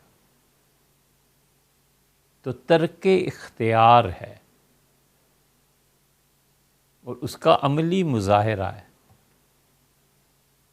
اور اس کا عملی مظاہرہ دوسرے درجے پہ ہے، یعنی سجدہ جو ہے یہ بندگی کی سب سے نمایاں کوئی علامت دیکھنی ہو تو یہ دوسری علامت ہے،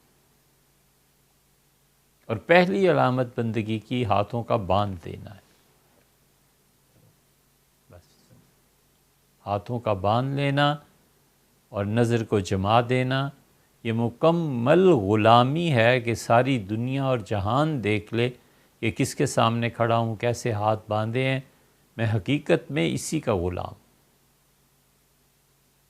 اور اس کے بعد سجدہ ہے، اور دونوں میں بندگی مشترک ہے۔ بس جتنا بندہ کامل ہو جاتا ہے اتنا ہی اس کا قیام طویل ہوتا ہے، حتیٰ کہ بیٹھتے ہوئے بھی وہ قیام کی کیفیت میں ہوتا ہے، حالت نظر آتی ہے اور کیفیت نہیں، کیفیت جو اس کے دل پہ گزرتی ہے، وہ ہاتھ بندھا ہوا غلام ہے، وہ زر خرید غلام ہے۔ دعائیں مانگنی چاہیے۔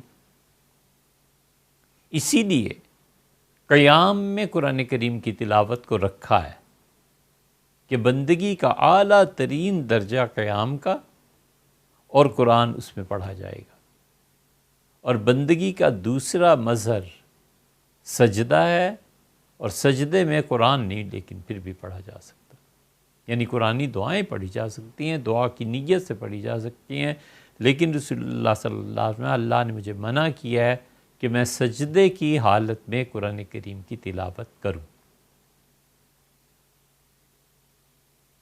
تو قرآن کریم، قیام، تصحیح نیت، یہ سب بڑی بڑی چیزیں قیام میں جمع ہو گئی ہیں، اور اس کا دوسرا مظہر یہ ہے سجدہ، اس لیے اس کی تکرار ہو گئی۔ تیسرا مظہر اس کا رکوع ہے،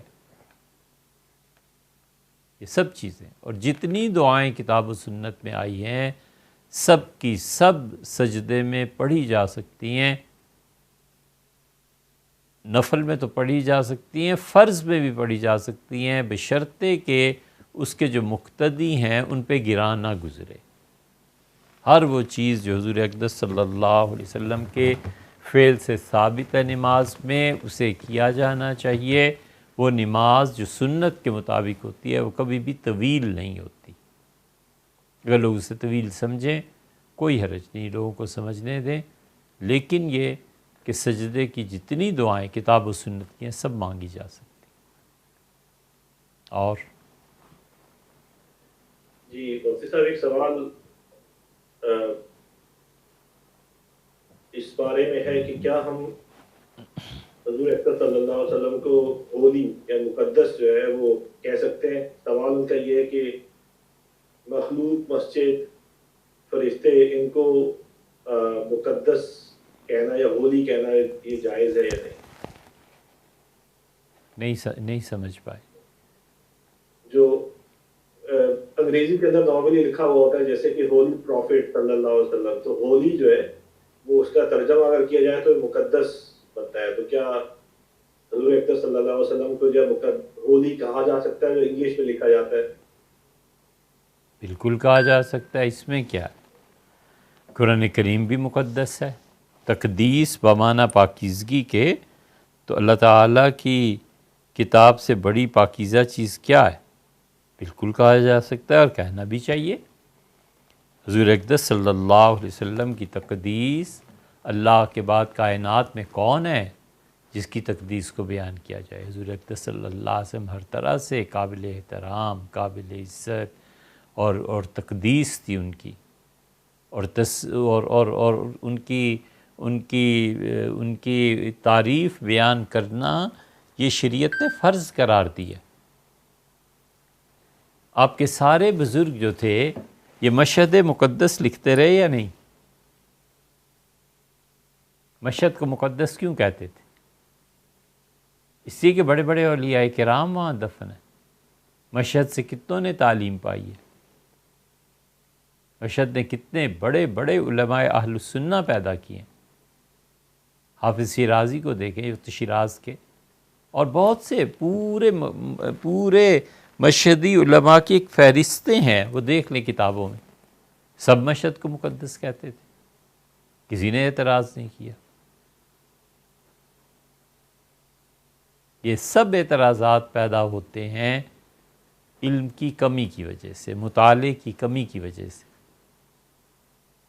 تو مطالعہ فرصت ملے تو کرے نا، اس سے جان چھٹے تو کرے نا، یہ جو ہے اس سے کہیں نجات ملے تو کرے نا۔ ہر کوئی مشہد مقدس لکھتا تھا، والدہ کے ساتھ تقدیس کے لفظ استعمال ہوتے تھے، مقدس گود کے لفظ استعمال ہوتے تھے۔ تو اس کو ضروری کوئی شرعی مسئلہ بنانا ہے؟ زبان ہے، زبان میں القابات ہوتے ہیں، نجف اشرف، مدینہ کے ساتھ آپ منورہ لگاتے ہیں، یہ سب چیزیں جائز ہیں۔ جائز کیا ہیں؟ بندگی کا اظہار ہوتا ہے، محبت کا اظہار ہوتا ہے، کرنی چاہیے۔ حضور اقدس صلی اللہ علیہ وسلم کا نام اقدس، یہ اسی تقدیس سے ہے نا۔ ساری کتابیں ہمارے بزرگوں کو اس سے بھری پڑی ہیں، خاص طور پہ حضرت شیخ حضرت مولانا زکریا صاحب رحمۃ اللہ علیہ، وہ تو لکھتے ہی ہیں حضور اقدس صلی اللہ علیہ وسلم۔ اقدس کا لفظ جو لاتے ہیں یہ حضور صلی اللہ علیہ وسلم کے ساتھ جو تعلق ہے اور جو ان کے قلب میں ان کی عظمت تھی، وہ کوئی اس طرح کی تھوڑا ہی ہے کہ کوئی آدمی دلائل سے ثابت کرے، سب جانتے ہیں۔ حضور اقدس صلی اللہ علیہ وسلم نہیں پڑھا ہوگا یقین۔ اور جی مفتی صاحب ایک سوال جی ہندوستان سے آئے کہ کیا دلائل خیرات پڑھنا صحیح ہے؟ یہ ہم دے چکے جواب، جمعے کے سوال جواب جو ہے نا اس میں ہم نے اس کے جواب دیے تھے کہ دلائل الخیرات پڑھنا مناسب نہیں ہے۔ پوری تفصیل تو وہیں سن لیجیے، اگر جی چاہے حضرت گنگوہی نور اللہ مرکزہ منع فرماتے تھے، دلائل الخیرات کی صوفیہ اجازت دیتے تھے، اللہ تعالیٰ کا احسان ہے ہمارے مشائخ اس کی اجازت دیتے تھے، لیکن ہم اس سے پڑھنا زیادہ اچھا نہیں سمجھتے، کیونکہ اس میں بہت سے جملے ایسے ہیں جن جملوں سے وحشت ہوتی ہے۔ اللہ تعالیٰ اللہ اللہ ہے، اس کی توحید، اس کی وحدانیت، اس کا علم، اس کی صفات مبارکہ، یہ سب اپنی جگہ پہ مسلم ہے۔ اب اس سے یہ کہنا، یہ کسی نے سوال ہی بھیجا تھا کہ اللہ حضور اقدس صلی اللہ علیہ وسلم پہ اتنے سلام بھیج جتنا تیرا علم ہے، مناسب نہیں ہے۔ اللہ کا علم، اللہ کی صفات لا منتہا ہے، تو اس لیے شامی رحمۃ اللہ علیہ نے بھی منع لکھا ہے، انہوں نے بھی لکھا ہے نہیں پڑھنا، یہ تفصیل وہاں سنی۔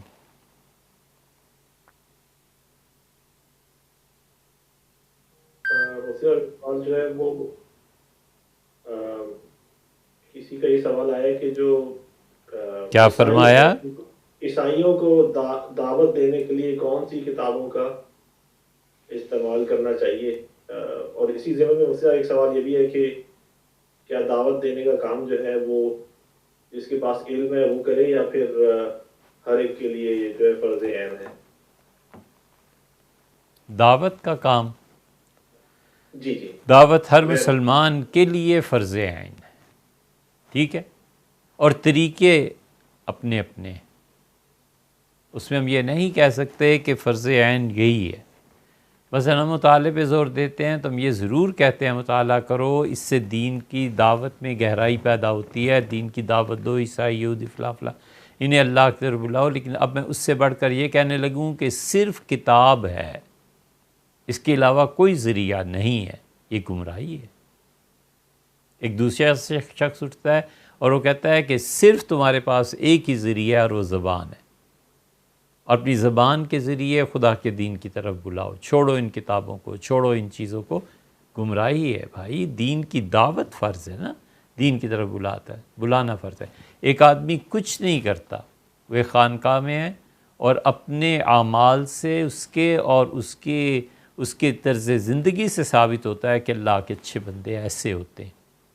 جو وہاں جاتے ہیں وہ کچھ نہیں کہتا، وہ عملی ایک نمونہ ہے اسلام کا، وہ سمجھتا ہے کہ اس کے اعمال سے اسلام کی دعوت لوگوں کو مل رہی ہے، بہت اچھا ہے۔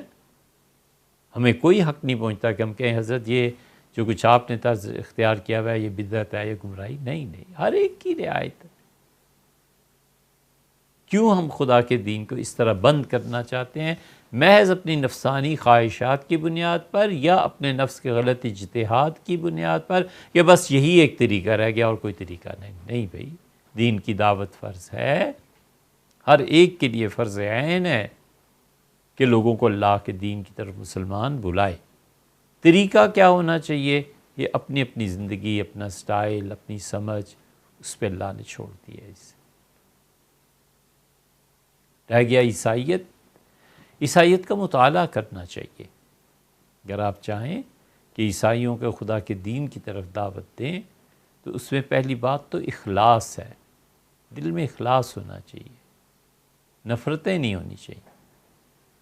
ہر وہ نفرت جو دین کے معاملے میں پھیلائی جاتی ہے نا، اس کا نفع سیکولرزم کو پہنچتا ہے۔ بس دین کے نام پہ جتنی نفرتیں پھیلائی جاتی ہیں، وہ نسلیں جب بڑی ہوتی ہیں اور جب ان کو شعور آتا ہے تو کہتے ہیں دیکھو اس وجہ سے بچپن میں مجھے مار پڑتی رہی، اس وجہ سے میں کافر قرار پایا گیا، اس وجہ سے میرے ساتھ یہ ظلم ہو۔ تو اس کا نفع پھر پہنچتا ہے سیکولرزم کو، وہ کہتا ہے چھوڑو یہ دین ایسے ہی ہے، چھوڑو ان کو، یہ مولوی ایسے ہی ہوتے ہیں، چھوڑو ان کو، انہوں نے کبھی چین سے رہنے دیا ہے، ولیعوذ باللہ۔ یہ اس نفرت اور بعض اوقات ظلم کا نتیجہ ہے جو دین کے نام پہ برپا کیا جاتا ہے، اور وہ چلا جاتا ہے پھر سارا اس کا نفع ان کو، سیکولرزم کو۔ وہ پھر موویز بھی بناتے ہیں، ہر چیز دکھاتے ہیں کہ یہ دیکھ لو یہ تمہارا دین ہے اور یہ تم دین کی دعوت دے رہے ہو۔ سب سے پہلی چیز اپنے مخاطب کے لیے محبت کا پیغام ہے، تعلق ہے، عقیدے میں فولاد کی طرح پختہ ہونا چاہیے، ہمالیہ کی طرح جم جائے۔ اہل سنہ کے عقیدے میں ذرہ برابر ادھر ادھر نہ ہونے دے۔ ہم قطعاً جنات کا انکار نہیں کرتے، ہمارے عقیدے میں شامل ہے جنات کو ماننا۔ ایک آدمی کہتا ہے جی میں سنی ہوں مگر میں عقیدے میں جنات کو نہیں مانتا، تو ہم اسے کوئی اچھا تھوڑا ہی سمجھ لیں گے۔ پکا ٹھیٹھ اہل السنہ کا عقیدہ ہونا چاہیے، لیکن جب اپنے مخالف سے بات کرنی ہے تو اپنے عقیدے کو کیوں متاثر کرنا ہے؟ اس کے عقیدے کو اسے سمجھانا پڑے گا، محبت کے ساتھ، تعلق کے ساتھ، بڑی حکمت کے ساتھ، ان کی کتابوں کو پڑھ کے، ان کے عقیدے کو سمجھ کے۔ اگر ان کا عقیدہ ہی نہیں سمجھا وہ تو پکڑ لے گا۔ ایک صاحب نے ایک یہودی کو دعوت دی تھی، ہم سے فرمایا کہ میں اس یہودی کو اسلام کے متعلق دعوت دے رہا تھا، سمجھا رہا تھا، غالباً امریکن ہی تھے، تو اس نے مجھ سے کہا کہ قرآن کریم کی تم بات بیان کرتے ہو، یار تمہاری مذہبی کتاب میں تو جھوٹ لکھا ہوا ہے۔ اس نے کہا کیا جھوٹ؟ اس نے کہا کہ جھوٹ یہ ہے کہ ہم یہودیوں کو یہ کہا گیا ہے کہ تم حضرت عزیر علیہ السلام کو خدا مانتے ہو، کہ عزیر استغفر اللہ، اللہ تعالیٰ کے ساتھ اس کی رشتہ داری کا تعلق ہے۔ تو میں یہاں پھنس گیا ہوں۔ ہم نے کہا بھیا آپ تفسیر پڑھیں، جساس کو اس مقام پر دیکھیں۔ جساس رازی رحمۃ اللہ علیہ جو تھے، انہوں نے صراحت کی اس بات کی کہ یہودیوں کا یہ فرقہ رسول اللہ صلی اللہ علیہ وسلم کے زمانے میں تھا، اور آج 4 صدی میں اس فرقے کا وجود دنیا میں نہیں ہے، مٹ گیا، فرقہ ختم ہو گیا۔ تو اس سے ان کی جان میں جان ہے۔ ان کا قدیم زمانے میں تمہارے ہاں یہ فرقہ تھا، اپنی قدیم تاریخ پڑھو، اور 4 صدی میں فتنہ ختم ہو گیا، یہ اس عقیدے کے لوگ ختم ہو گئے تھے۔ تو ابھی ایک مثال اس لیے دی ہے کہ وہ جو اپنے مذہب سے واقف ہیں انہیں کچھ کہنے کا موقع ملے تو معلوم ہونا چاہیے کہ حقیقت کیا ہے۔ آپ اس سلسلے میں پڑھیں، عیسائیت کو دعوت دینے کے لیے بہت سے اچھی کتابیں ہیں۔ اظہار الحق پڑھیے، اس کو خاص طور پہ ایڈٹ جو کیا ہے حضرت تقی عثمانی صاحب نے، آپ اس کو پڑھیے۔ آپ آگرہ میں جو مباحث 1852-53 میں پادری عماد الدین کے ساتھ ہوئی تھیں ان کو پڑھیے۔ ترکی میں وہ چلا گیا تھا پادری فنڈر، اس میں مولانا رحمت اللہ کیرانوی رحمت اللہ علیہ، ان کی چیزوں کو پڑھیں، بہت مؤثر چیزیں ہیں، بہت نفع دینے والی چیزیں، لیکن ایسا انداز ہرگز نہیں اپنانا چاہیے جو آخر پہ آخری دور میں کچھ لوگ آئے جو انگلش مثلاً بہت اچھی جانتے تھے، جو ان کی کتابوں کو بہت اچھی طرح پڑھے ہوئے تھے، لیکن جواب دیتے تھے، ان کا مذاق اڑاتے تھے، تمسخر۔ یہ نہیں ہونا چاہیے۔ اللہ نے بس جو اصول کی بات کی ہے، اللہ نے کہا میرے دین کی طرف لوگوں کو دعوت دو حکمت کے ساتھ اور اچھی گفتگو کر کے، اور اگر نوبت آ جائے اونچا بولنے کی، تلخی کی، تو جو سب سے اچھا طریقہ ہے اخلاقیات کا وہ اپناؤ۔ مطلب یہ ہے کہ چیخو نہیں، یہ نہیں کرو۔ حضرت سید سلیمان ندوی رحمۃ اللہ علیہ کسی مسئلے پہ کسی صاحب سے بات ہو رہی تھی تو اونچا اونچا بولنے لگے، تو حضرت رحمۃ اللہ نے منع فرمایا۔ حضرت نے فرمایا آپ آواز کی اونچائی سے اور چیخ چیخ کر بولنے سے مجھے متاثر کرنے کی کوشش نہ کریں، دلیل میں وزن اتنا ہی رہے گا جو آرام سے بات کرنے میں ہوتا ہے۔ یہ ہے بات۔ ضرور کریں دعوت کا کام، ضرور غیر مسلموں کو جس طرح بھی ہو سکے اللہ کے دین سے شناسائی بس ہو جائے کہ اللہ کا دین یہ ہے۔ حضرت صاحب الرسالہ صلی اللہ علیہ وسلم یہ پیش کر کے گئے تھے، اور بس تو اس کے نصیب میں ہوا تو اسے ہدایت ملے گی۔ آپ نے باقی اپنا فرض پورا کر دیا، اور آپ اللہ کے ان بندوں میں شمار ہوئے جن کے متعلق اللہ نے کہا اس سے اچھی بات کس کی ہو سکتی ہے، جو لوگوں کو میری طرف بلاتا ہے۔ جی اس کے بعد جی مفتی صاحب، ایک ہندوستان سے ایک سوال ایک صاحب نے پوچھا ہے کہ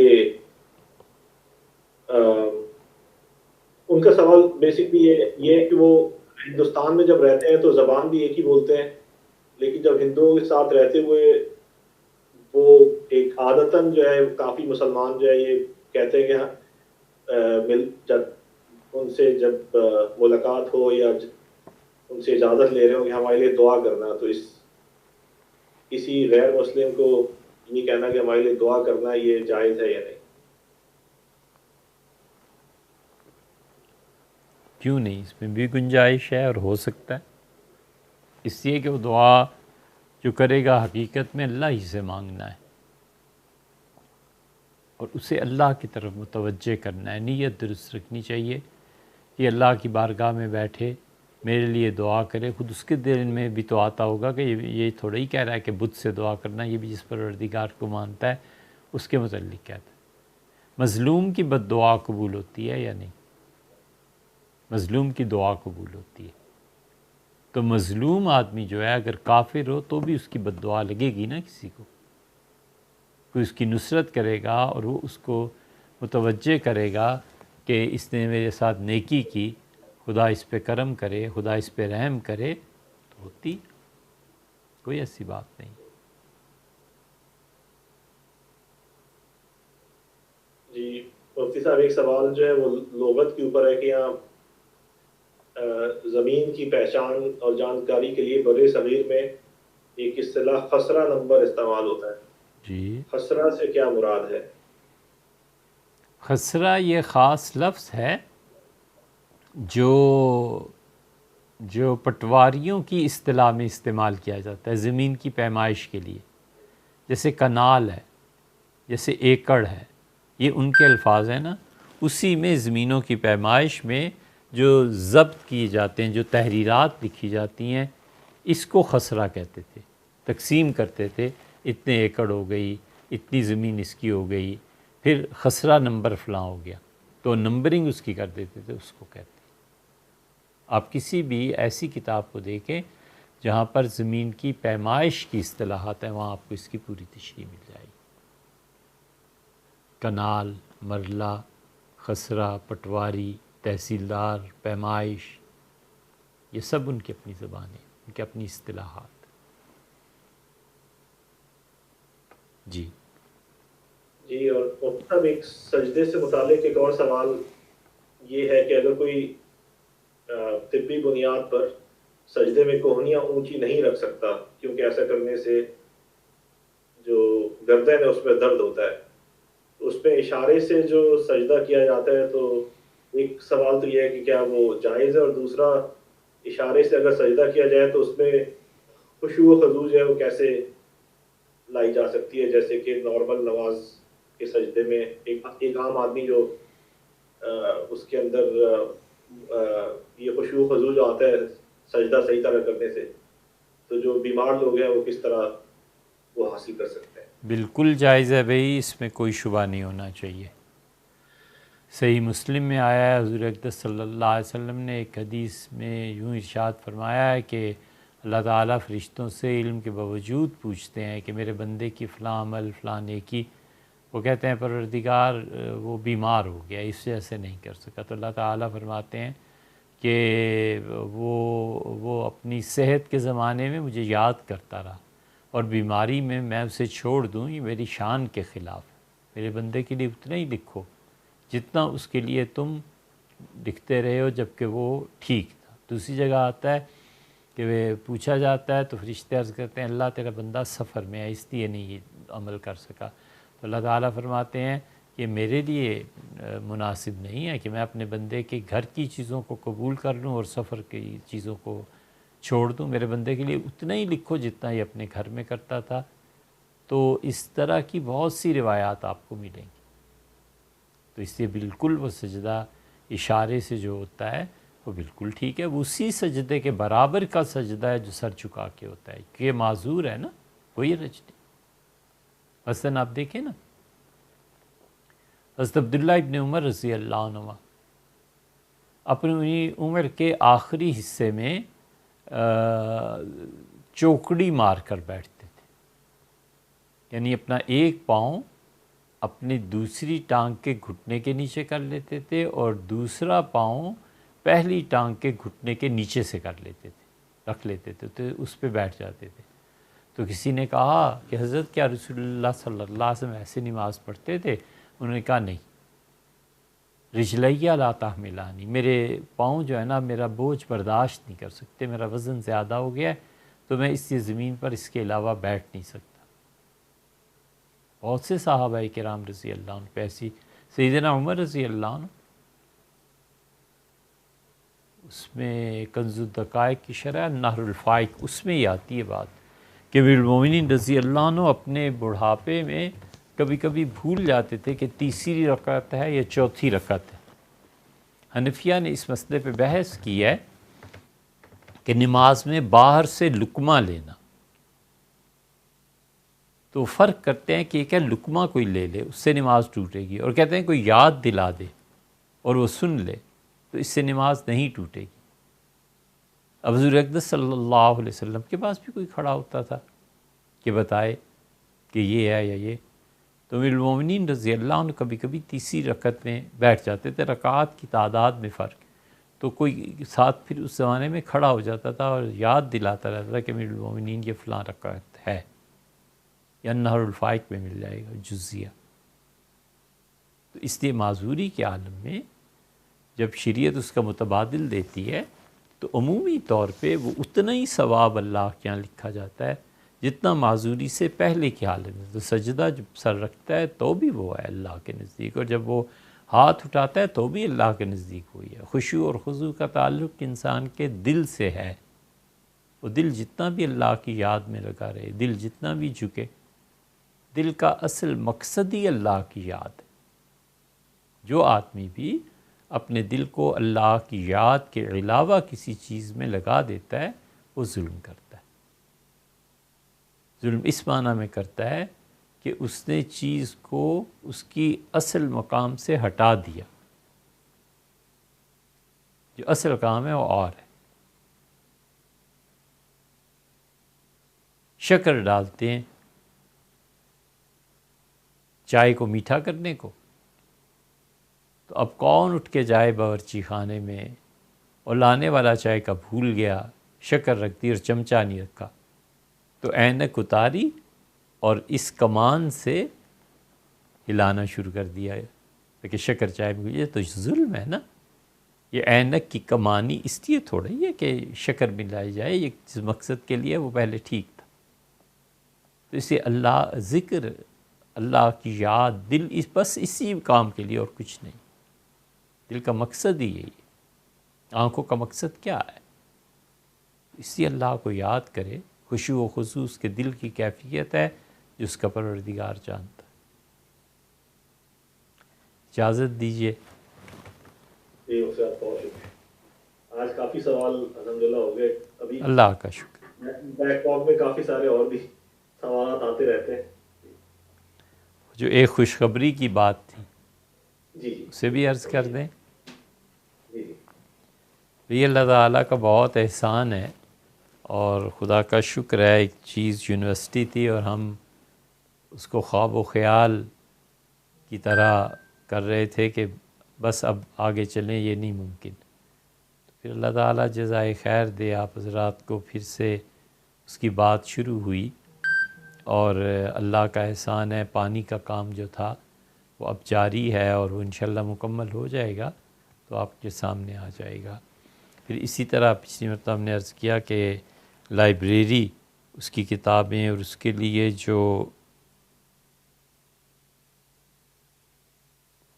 جو کچھ ہو رہا تھا، اللہ کا شکر ہے لائبریری کے قرضے اتر گئے، سب کچھ پورا ہو گیا، اور اللہ تعالیٰ کا احسان ہے کہ اب لائبریری بالکل فری ہے اور بہرحال کام چل رہا ہے۔ اور آپ حضرات کے تعاون کو اس وقت بھی شکریہ ادا کیا تھا اور کہا تھا ہمیں اس کی اب ضرورت نہیں رہی۔ تیسری چیز جو بہت بڑی چیز ہو گئی، ہم نے یونیورسٹی کے سلسلے میں جو زمینیں خریدنی تھیں اور جس کا ایک عرصے سے چل رہا تھا کہ اتنے ڈالر اور اتنے ڈالر اور اتنے ڈالر، ہمارے دوست شبیر صاحب یہاں تشریف لائے تھے دیکھنے کے لیے، انہوں نے سارا کام بھی دیکھا اور بہت خوش تھے۔ پھر وہ گئے تو گلزار صاحب نے ہمیں بتایا کہ انہوں نے بعض دوستوں نے جو کیا چیز تھی خالد صاحب؟ یہ غالباً انویسٹمنٹ تھی، ہاں اسٹاک کے انویسٹمنٹ، اندر اسٹاک اس کو انویسٹمنٹ، ہاں اسٹاک میں انہوں نے اپنا حصہ دے دیا تھا، یہی نا، اپنے حصے دے دیے تھے نا؟ جی جی جی ہاں اپنے کافی حد حصے تک دے دیے ڈونیٹ تھے، کیا تھا جی۔ جی اپنے حصے انہوں نے دے دیے تھے۔ تو ان لوگوں نے اب یہ زبان بس صرف ان کے جملے کو دہرا رہا ہوں، مجھے نہیں پتہ یہ کیا، تو انہوں نے اپنے حصے دے دیے تھے، تو اس کو جب کیش کرایا گیا تو الحمدللہ پیسہ پورا ہو۔ زمینیں جتنی خریدی تھیں ہم نے سب کے پیسے الحمدللہ ادا کر دیے۔ فردوس صاحب ہیں، ان سے کچھ مرلے خریدی تھی، دوسرے شجاعت صاحب آتے ہیں، ان سے کچھ زمین خریدی تھی، یونیورسٹی ہی کے سلسلے میں محبت صاحب ہیں، ان سے کوئی 13-14 کنال کتنی وہ خریدی تھی۔ اسی طرح راجہ وسیم ہیں، ان سے خریدی تھی، اور کون ہے، راجہ عبد الرحمن صاحب ہیں، ان سے خریدی تھی۔ یہ 5-7 آدمی تھے اور ان کا 7 کروڑ سے زیادہ کی رقم تھی۔ اللہ کا احسان ہے، اللہ کا شکر ہے، یہ سب بتاؤ، یہ سب آپ حضرات کے تعاون سے ہوا، اور اللہ تعالیٰ قبول فرمائے۔ تو یہ ایسی چیزیں ہیں جو نسل در نسل کام آتی ہیں۔ آپ کے ہاں ایک کمپنی فروخت ہوئی اور سید احمد رضا صاحب ہیں، اور وہ اربوں پتی ہو گئے۔ تو ان کے ایک عزیز نے ہم سے کہا کہ فرما رہے تھے کہ میں اس قابل نہیں تھا، اللہ نے بڑا کرم فرمایا ہے، لیکن یہ ہوا کیوں؟ تو ہم نے انہیں یاد دلایا، ہم نے کہا ان سے سید صاحب سے کہیے کہ آپ کے ننیال اور ددھیال میں جو انویسٹمنٹ ہوئی تھی، ان کے نانا نے دیوبند کو جگہ خرید کے دی تھی، اور ان کے دادا نے علی گڑھ کو خرید کے دی تھی۔ میں نے کہا وہ جو انویسٹمنٹ کر کے گئے تھے نا، یہ اللہ نے اس کا صلہ آپ کو دی ہے۔ تو ان تک یہ فکرہ پہنچا، اور وہ جھومنے لگے، کہنے لگے سچی بات یہی ہے۔ تو جو بھی نیکیاں اللہ قبول فرما لیتا ہے، اس کی پینشن بھی جاری ہوتی ہے اور نسلیں اس سے فائدہ اٹھاتی ہیں۔ اللہ تعالیٰ آپ کی اس محنت کو قبول کرے، جس نے مدد دی ہے اللہ اس کو قبول فرمائے، اور اللہ تعالیٰ اس صدقہ جاریہ کو آپ کی نسلوں اور اولادوں اور تمام مسلمانوں کو اس سے نفع بخشے۔ وہ پوری فہرست کہ کتنی زمین اب ہمارے پاس ہو گئی ہے اور کتنی ادائیگیاں ہو گئی ہیں، یہ سب الحمدللہ مکمل ہوا۔ اب ہمیں زمین کے سلسلے میں کوئی پیسے کو اس وقت تک نہیں کہنا جب تک کہ زمین کی کوئی اور ضرورت پیش نہ آ جائے، یعنی زمین اور خریدنی ہو تو اس وقت تک، ورنہ الحمدللہ یہ کام پورا ہو گیا۔ صرف ایک چیز ہے کہ اس زمین کو ادارے کے نام ہو جانا چاہیے، اور پھر اس کے بعد 4 دیواری کا مرحلہ آتا ہے۔ تو پٹواری صاحب اور تحصیلدار صاحب جنہوں نے اس کو کرنا ہے، انہوں نے سرکاری فیسیں بھی بتانی ہیں، اور پھر جو انہوں نے رشوت لینی ہے وہ بھی بتانی ہے کہ کتنا اس میں وہ حرام کا پیسہ لیں گے۔ صحیح ہے؟ اس لیے ڈھکی چھپی نہیں رکھتے کہ اس سسٹم کا پتہ چلے آپ کو بھی کہ یہ کر کیا رہے ہیں اور ہو کیا رہا۔ تو وہ انشاءاللہ ان سے پوچھ کے، آج کل بات چل رہی ہے، انہوں نے بتایا بھی ہے، لیکن ہم نے انہیں کہا کہ یہ نہیں ہو سکتا، اس کو کم کریں، کچھ اور سوچیں۔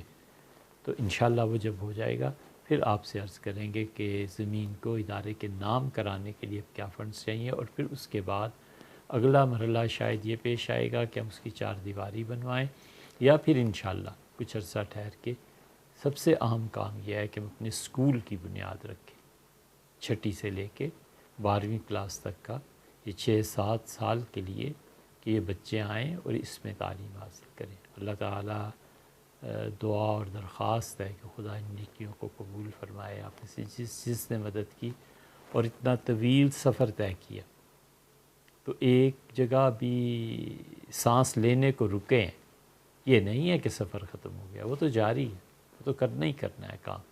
اور آپ دعا کیجئے، 3 دعائیں، ایک تو اللہ اس چیز کو قبول کرے ہم سے، آپ سے، جس مسلمان نے، کہ جس نے دعا بھی کی ہے اللہ تعالیٰ اس کو قبول فرمائے۔ اور دوسری چیز وہ یہ ہے کہ آپ اس کو اپنا مقصد بنائیں کہ ہم نے ایک اچھا ادارہ قائم کرنا۔ اور تیسری چیز، آپ سمجھتے ہیں، آپ میں سے وہ لوگ جن کو اللہ نے علم دیا ہے، اللہ تعالیٰ نے اچھا دماغ دیا ہے، آپ سمجھتے ہیں کہ ادارے میں یہ کام ہونے چاہیے، ترقی وغیرہ وغیرہ، مسلمانوں کی فلاح و بہبود کے لیے اس کو لکھیے، ہمیں بھیجیے تاکہ ہم اس کو پڑھیں۔ ممکن ہے ہم آپ کو تجویز دیں، آپ ہمیں تجویز دیں، تو ہم سب کو مل کے یہ کام کرنا ہے۔ تو آپ ہمیں بتائیں کیسا ادارہ آج کل بچوں کی رہائش کیسی ہونی چاہیے، کتابیں کون سی ہونی چاہیے، بچوں کا نصاب کون سا ہونا چاہیے، بچوں کا طرز زندگی کیا ہونا چاہیے۔ صرف ہم ہی نہیں، آپ بھی اس میں حصہ لیں، اور اگر کوئی کوتاہی نظر آتی ہو تو اس کا ضرور پوچھیں۔ لیکن وہی بات ہے کہ ہم سب دوست آپس میں اختلاف اور احترام کے ساتھ جڑے رہیں۔ اللہ تعالیٰ قبول فرمائے۔